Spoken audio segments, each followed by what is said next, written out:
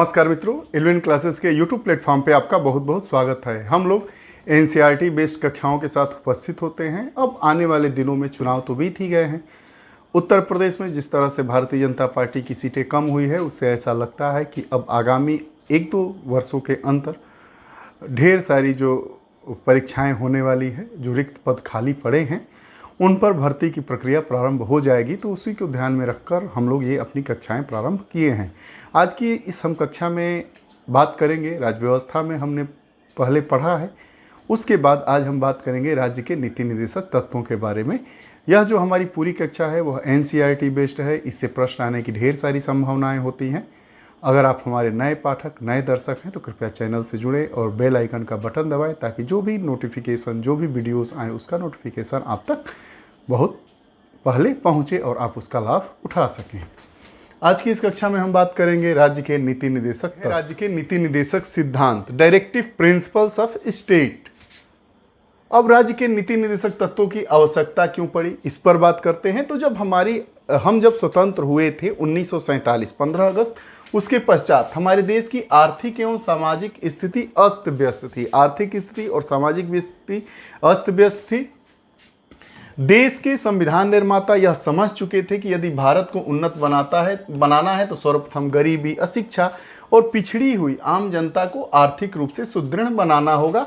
तो जो हमारे नीति निर्माता हैं वो समझ चुके थे कि भारत को जब आगे बढ़ाना है तो क्या करना पड़ेगा, हम लोगों को शिक्षा, उसके बाद जो आर्थिक स्थिति है, सामाजिक व्यवस्था है, सब में सुधार करना पड़ेगा।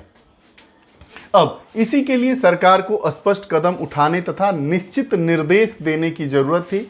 इस जरूरत को देखते हुए संविधान में नीति निर्देशक सिद्धांतों का उल्लेख किया गया। हम सरकार को एक निश्चित निर्देश दे पाएं कि किस तरीके से आप अपने नीतियों को, कानूनों को बनाएं और उनको लागू करें, ताकि हमारा देश हर फील्ड में सुदृढ़ हो सके। वह फील्ड कौन सा हो, चाहे वह सामाजिक फील्ड हो, चाहे शिक्षा वाला हो, चाहे आर्थिक हो। नीति निर्देशक सिद्धांतों के उद्देश्य क्या थे? जो इसके उद्देश्य थे वो भारत की केंद्र व राज्य सरकारों को यह निर्देश देते हैं कि वो लोगों की सामाजिक भलाई की सुरक्षा करें, सामाजिक भलाई की सुरक्षा करे, राष्ट्र की आर्थिक और सामाजिक प्रगति के लिए काम करे, देश में अमीर और गरीब के बीच अंतर को कम करे और यह भी सुनिश्चित करे कि धन का केंद्रीकरण न हो। सुनिश्चित करना है कि जो अमीरी और गरीबी के बीच की खाई को पाटने के लिए नीति निर्देशक तत्वों को लागू किया गया।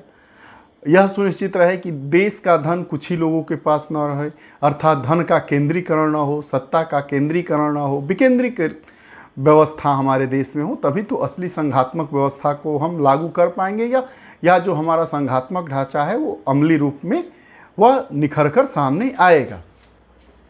अब इन उद्देश्यों को अमल में लाने के लिए सरकार जो भी कानून बनाए वह भी किसी अदालत में चुनौती से परे हो, और जो भी इसको अमली जामा पहनाने के लिए सरकार जो भी कानून बनाए वह क्या हो, अदालत में उसको पेश नहीं किया जा सके, अदालत में उसको चुनौती न दी जा सके, यह सब उससे क्या हो, परे हो, अलग हो। प्रमुख नीति निर्देशक सिद्धांत क्या है?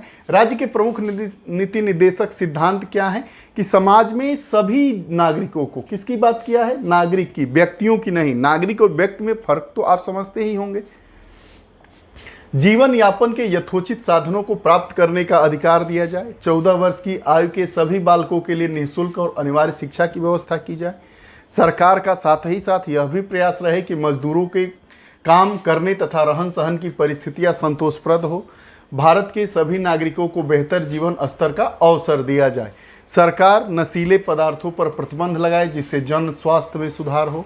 समान कार्य के लिए स्त्री और पुरुष दोनों को समान वेतन देने की व्यवस्था की जाए। यह बहुत ही महत्वपूर्ण है। सामान्य कार्य के लिए स्त्री और पुरुष को समान वेतन देने की व्यवस्था की जाए। क्या आप जानते हैं कि एक ही कार्य करने के लिए पुरुष को ज़्यादा और महिला को कम वेतन मिलता है, चाहे वो प्राइवेट सेक्टर हो चाहे सरकारी सेक्टर। इसमें कई ऐसे क्षेत्र हैं जहां पर यह हमें अंतर दिखाई देता है। तो नीति निर्देशक जो सिद्धांत हमारा यह कहता है कि सरकार यह सुनिश्चित करे कि एक ही काम के लिए स्त्री और पुरुष को समान वेतन मिले। नीति निर्देशक सिद्धांतों के अंतर्गत सरकार का यह भी कर्तव्य है कि वह समाज के कमजोर वर्गों, विशेष रूप से अनुसूचित जातियों तथा जनजातियों के हितों की रक्षा करे। अंत में यह सिद्धांत न सिर्फ देश के अंदर लोगों के चहुमुखी विकास के लिए वरन अंतर्राष्ट्रीय स्तर पर शांति और सुरक्षा स्थापित करने के सरकार को निर्देश देता है।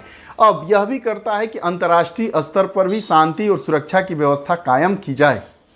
उठता है कि नीति निर्देशक सिद्धांत और मूल अधिकार दोनों में अंतर क्या है। तो मूल अधिकार क्या है? नागरिकों के अधिकार हैं। मूल अधिकारों का हनन होने पर हम कहाँ जा सकते हैं? कोर्ट की शरण ले सकते हैं। वही बात कह रहा है। तो आइए हम बात कर ही लेते हैं कि नीति निर्देशक सिद्धांत और मूल अधिकार में क्या अंतर है। तो नीति निर्देशक सिद्धांत हमारे जीवन के लिए महत्वपूर्ण है, लेकिन क्या ये सिद्धांत उतने ही महत्वपूर्ण है जितने मूल अधिकार? इस प्रश्न को निम्न तर्कों के माध्यम से हम समझ सकते हैं। अगर किसी व्यक्ति के मूल अधिकारों का अतिक्रमण होता है तो वह व्यक्ति इसकी सुरक्षा के लिए न्यायालय में जा सकता है। आप जानते हैं कि अनुच्छेद 32 और अनुच्छेद 226 इससे संबंधित है। उसके बाद क्योंकि यह तत्व सरकार के सामने एक आदर्श प्रस्तुत करते हैं और सरकार से मात्र उपेक्षा की जाती है कि वह इन तत्वों का व्यवहारिक रूप से कर देश की जनता के प्रति अपना जो कर्तव्य है उसको निभाए। लेकिन निर्देशक तत्वों को न्यायालय से ऐसी सुरक्षा नहीं प्राप्त है। निर्देशक तत्वों के आधार पर अगर सरकार कानून नहीं बनाती है तो उसके खिलाफ हम न्यायालय की शरण में नहीं जा सकते हैं, लेकिन नागरिकों के मूल अधिकारों का हनन होने पर हम न्यायालय की शरण में जा सकते हैं। वही बात कह रहा है। किंतु एक ऐसी बड़ी ताकत है जो इन नीति निर्देशक सिद्धांतों को अप्रत्यक्ष रूप से सरकार के लिए बाध्यकारी बनाती है। वह कौन सी ताकत है? वह है हमारी लोकतंत्रात्मक शक्ति। जो लोग देश का शासन चलाते हैं, जनता द्वारा चुने जाते हैं, वो लोग किसी भी राजनीतिक दल को चुनने तथा सरकार बनाने के लिए स्वतंत्र हैं। यदि सरकार लोगों की भलाई के प्रति ध्यान देने में असफल रहती है, अर्थात नीति निर्देशक सिद्धांतों को आगे बढ़ाने और लोगों की सुविधाओं का ध्यान में रखने में विफल रहती है, तो लोगों को यह अधिकार होता है कि ऐसी सरकार को वह पुनः मतदान नहीं करेंगे और दोबारा ऐसी सरकारों का चयन करेंगे जो लोगों को ध्यान में रखकर अपने नीति निर्माण और कानूनों को बनाएं और उनको लागू करना सुनिश्चित करें। नीति निर्देशक सिद्धांत एक अप्रत्यक्ष अधिकार है। किसके लिए? उन नागरिकों के लिए जिनके पास मत देने का अधिकार है। सरकारें बदलती रहती है, आती रहती हैं, जाती रहती हैं। पूर्ण तथ्यों पर बात कर लेते हैं। यह ऐसे तथ्य होते हैं जो परीक्षा में पूछे जाते हैं। राज्य के नीति निर्देशक तत्वों का वर्णन संविधान के भाग 4 में अनुच्छेद 36 से 51 के मध्य किया गया है। मूल अधिकार भाग 3 में है। उसके बाद नीति निर्देशक तत्व भाग 4 में है। राज्य के नीति निर्देशक तत्वों का तात्पर्य भारतीय संविधान में उन सिद्धांतों या आदेशों से हैं जो राज्य की नीति का निर्देशन करते हैं, इस बात की ओर संकेत करते हैं कि राज्य की नीति क्या होनी चाहिए। ये तत्व सदैव सरकार का मार्गदर्शन करते हैं। भारतीय संविधान में राज्य के नीति निर्देशक तत्व आयरलैंड से ग्रहण किया गया है। इसमें 4 प्रश्न हैं। प्रश्न यह पूछता है कि राज्य का नीति निर्देशक तत्व है वह संविधान के किस भाग और किस अनुच्छेद से है। तो भाग 4 और अनुच्छेद 36 से 51 के मध्य में दिया गया है। राज्य के जो नीति निर्देशक सिद्धांत लिए गए हैं वह आयरलैंड के संविधान से लिए गए हैं। और अंतिम प्रश्न यह पूछा जाता है, बार बार पूछा जाता है कि क्या राज्य का जो नीति निर्देशक तत्व है उसको सरकार मानने के लिए बाध्य है? तो नहीं बाध्य है, न ही उसके खिलाफ आप न्यायालय की शरण ले सकते हैं। लेकिन एक अप्रत्यक्ष रूप से यह इसलिए मजबूत हो जाता है कि जो जनता है वही सरकार को चुनती है, और अगर सरकारें राज्य के नीति निर्देशक तत्वों को ध्यान में रखकर कानूनों को नहीं बनाती हैं, उनको लागू नहीं करती है, तो जनता उनको दरकिनार करते हुए नई सरकार को ला देती है। इसलिए सरकार ऐसा करती है कि वह नीति निर्देशक सिद्धांतों को ध्यान में रखकर अपने नियम, कानून, कायदे लाती है। ये रही नीति निर्देशक सिद्धांत से जुड़ी हुई कक्षा। आपको यह कक्षा कैसी लगती है? कक्षाएं थोड़ी छोटी छोटी है, इसमें ज़्यादा आंकड़े नहीं दिए गए हैं, अनुच्छेद नहीं दिए गए हैं, क्योंकि यह कक्षाएं बोझिल होने लगती है। पहले हम अपने कॉन्सेप्ट को डेवलप करेंगे कि नीति निर्देशक तत्व क्या होते हैं, क्या क्या हमारी उसका दर्शन क्या है, उसमें क्या क्या बातें कही गई है। समान कार्य के लिए स्त्री पुरुष को समान वेतन की बात कहाँ की गई है? तो भारत के राज्य के नीति निर्देशक तत्वों में की गई है। यह भारत का संविधान हमारा अधिकार देता है।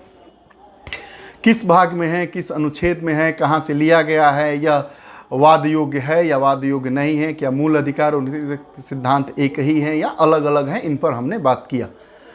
आप कमेंट बॉक्स में अपने विचार जरूर दीजिएगा। पुनः नई कक्षा के साथ उपस्थित होंगे, तब तक के लिए बहुत बहुत धन्यवाद। नमस्कार।